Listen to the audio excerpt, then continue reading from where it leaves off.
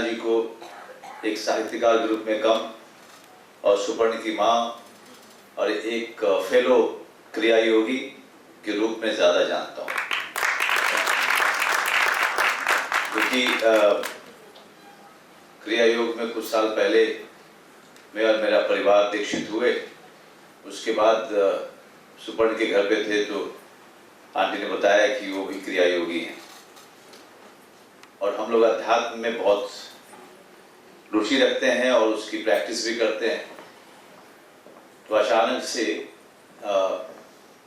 सुदर्शना जी का जब भी साथ मिलता है तो मैं ज़्यादातर अध्यात्म की बातें करता हूँ और क्रिया योग की और ध्यान की, क्योंकि जीवन के कई साल भाग दौड़ और एक खास तरीके की दौड़ धक्का मुक्की में ही गुजर गया। एक लक्ष्य को लेकर के जब गांव से निकले थे उसी का पीछा कर रहे थे और कुछ सूझ नहीं रहा था उसके अलावा।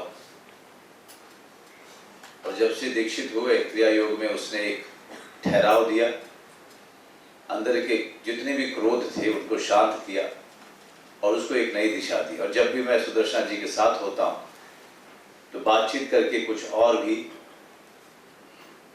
जो उसके पक्ष है अध्यात्म के क्रिया योग के, उसके बारे में जानने की कोशिश करता हूँ। आज मंच पे बैठा हुआ मैं बहुत ही छोटा महसूस कर रहा था, क्योंकि आबिद सुरती साहब कौन नहीं जानता इनको, अगर जिनको साहित्य में रुचि रही। और भी बहुत सारे हमारे जो अग्रज बैठे हुए हैं, सबको कहीं ना कहीं पढ़ा है।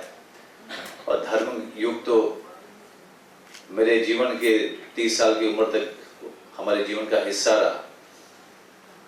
और भी कई सारी पत्रिकाएं थी जिनको हम एक रंगमंच रंगकर्मी के तौर पे हमेशा पढ़ते थे। तो मैं ज्यादा कुछ नहीं कहूँगा क्योंकि मैं अभिनेता हूँ और मुझे पढ़ करके उसको आवाज देना अच्छा लगता है और वो मेरा अपना अनुशासन है। तरह से मैं उनसे कुछ प्रसंग जानना, उनके बारे में जानना, बस मेरे मन में था कि मैं कैसे उनसे मिलूं। एक मैनिफेस्टेशन होता है, सीक्रेट होता है जो आप पढ़ते हैं, आप सोचते हैं कि ऐसा हो जाए। तो आज मुझे अरविंद बब्बल जी और रेखा बब्बल जी की वजह से वो मौका मिला है कि मैं इनसे आशीर्वाद लूं। और मैं बहुत ज़्यादा कुछ नहीं कहूँगा कि एक बात कि हम अपने आप को बहुत कुछ समझते हैं। जैसे एक प्रसंग इनके बारे में मुझे एक याद आता है जो मुझे बताया था, शायद मैं थोड़ा सा भूल भी गया हूँ, थोड़ा सा मैं बताऊँगा उस बारे में कि 84 लाख योनियां लेने के बाद ही एक मनुष्य का जन्म होता है, ऐसे हमारे ग्रंथों में, हमारे उसमें लिखा हुआ है।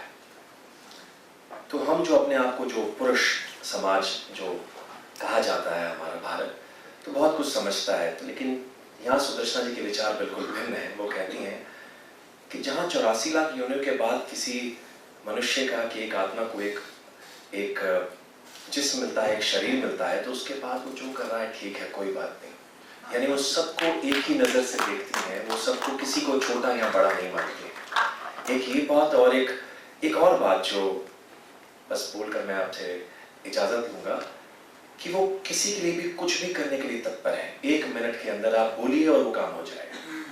कहानी का शीर्षक तो आप लोगों को बता दिया गया है। जिंदगी में तो सभी प्यार किया करते हैं।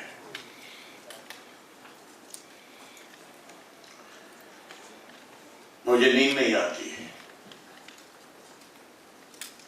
गलत नहीं कह रहा हूं, मुझे नींद तो आती है, बहुत आती है, पर तरस रहा हूं मैं सोने के लिए। एक रात, बस एक रात मिल जाए सुकून से सोने के लिए, पर नहीं मिलती। इस आलीशान घर में इस नर्म मुलायम बिस्तर पर लेट जाता हूं और लेटते ही ऐसी नींद खेलती है कि अवश हो जाता हूं। पर जहां आंखें मुंदी और मैं नींद के आगोश में डूबा, वहीं 2 ठंडी बाहें मुझे घेर लेती हैं, बर्फ सी सर्द बेजान 2 बाहें। मैं उनसे छूटने की कोशिश कर ही रहा होता हूं कि एक ठंडा जिस्म मुझसे बुरी तरह लिपट जाता है और दो सर्द बेजान होंठ मेरे होठों पर इस बुरी तरह चस्पा हो जाते हैं कि मेरा दम घुटने लगता है। सारे वातावरण में एक अजीब गंध फैल जाती है, वही गंध जो मुर्दा घर में आती है। इसी तरह उत्सव मनाते हैं। ये तो एक इंसिडेंटल है किताब का लिखना। इनकी इच्छा थी, इन लोगों ने छाप भी दी, इन्होंने फंक्शन भी कर दिया और मैं भी आके बैठ गई और आप लोग भी बैठे हैं और हम सभी, मेरे ख्याल से सबको मजा आ रहा है। मैंने कोशिश ये की कि आप लोग इस प्रोग्राम में बोर ना हो, क्योंकि मुझे खुद को बहुत कई बार बोरियत होने लगती है और मुझे नींद आने लगती है। तो मैं ये साहित्यिक चर्चा के लिए प्रमंच नहीं था। कुछ लोगों ने मुझे ये सजेस्ट किया था, ये टीजर वाला idea by the way Bhupendra का था।